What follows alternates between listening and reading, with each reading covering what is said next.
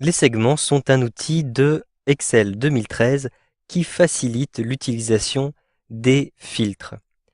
En effet, vous allez ainsi pouvoir appliquer plusieurs types de filtres et pouvoir les combiner. Vous allez ainsi simplifier votre tableau croisé dynamique pour retrouver uniquement les informations qui vous intéressent. Par exemple, ici, vous le voyez, j'ai un tableau croisé dynamique qui me permet de retrouver pour chacun de mes clients, j'ai leur nom ici sur la gauche, la somme des achats qu'ils ont effectués avec les prix de toutes taxes comprises, qui sont donc synthétisés avec la formule somme. Je souhaite maintenant filtrer cette liste-ci en utilisant par exemple les critères de date et les critères de département de résidence de ces différents clients. Je vais donc me rendre à l'intérieur de l'onglet Analyse à l'intérieur de ce ruban. Ensuite, je vais me rendre ici sur Insérer un segment. Donc vous le voyez à cet endroit-ci. Un simple clic. Maintenant, j'ai une nouvelle fenêtre qui est ouverte et à partir de laquelle je vais choisir les différents critères qui m'intéressent. Par exemple, la date de la commande et les départements. Je coche ces deux cases-ci et je clique ensuite ici sur OK.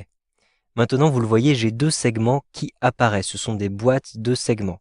Je vais les déplacer de manière à bien les voir. Donc je déplace ici la boîte segment, je clique sur l'entête de la boîte, comme vous le voyez, je maintiens le bouton de la souris appuyé et je déplace ici la boîte un petit peu sur la droite. Ensuite, je vais de la même manière déplacer la boîte segment date de commande. Je vais positionner cette boîte à cet endroit-ci par exemple.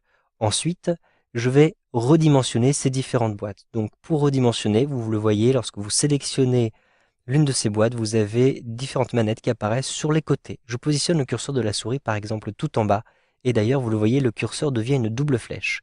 Je clique, je maintiens le bouton de la souris appuyé et je peux ainsi déplacer le curseur vers le bas pour agrandir la taille de cette boîte-ci.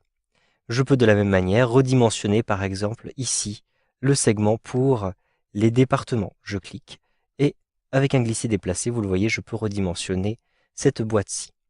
Maintenant, je souhaite filtrer par date. Je souhaite par exemple uniquement avoir les dates de mars. Je peux simplement sélectionner l'une des dates, vous le voyez, pour obtenir directement la commande qui correspond à cette date-ci. Maintenant, je souhaite sélectionner toutes les dates pour mars. Donc je vais ici regarder l'ensemble des dates que j'ai pour mars et je clique sur la première. Ensuite, j'appuie sur la touche Maj ou Shift de mon clavier. Je maintiens cette touche appuyée et je clique sur la dernière date de mars. Je vais donc sélectionner l'intervalle entre les deux dates comme vous pouvez le voir. Et je retrouve ici les différentes commandes qui correspondent à ces 5 dates. Donc vous le voyez, j'ai 5 dates, donc 5 commandes qui ont été effectuées par 3 clients. Ces 3 clients habitent dans des départements différents, puisque vous le voyez, je vais avoir les 3 différents départements qui apparaissent ici. Aucun de ces clients n'habite en Indre-et-Loire, puisque vous voyez que ici, ce segment a été grisé. Si je souhaite maintenant ajouter les dates pour mai, je vais descendre à l'intérieur de cette boîte de segments pour retrouver les différentes dates en mai. Je souhaite ajouter à ma sélection les dates en mai. Je vais donc utiliser un raccourci clavier Alt plus CTRL. J'appuie en même temps sur ces deux touches de mon clavier. Ensuite, je sélectionne une à une les différentes dates pour mai, comme ceci. J'ai donc maintenant sélectionné toutes les dates pour mars, mais aussi pour mai. Et d'ailleurs, tous les départements, vous le voyez, sont représentés à cet endroit-ci. Je vais retrouver les différents clients qui donc correspondent à ces différentes commandes. Maintenant, je souhaite masquer par exemple les commandes pour le Loiret. Donc je vais sélectionner le premier département et j'appuie sur la touche Maj, je sélectionne le troisième département de manière à sélectionner ces 3 départements-ci. J'exclus donc le Loiret.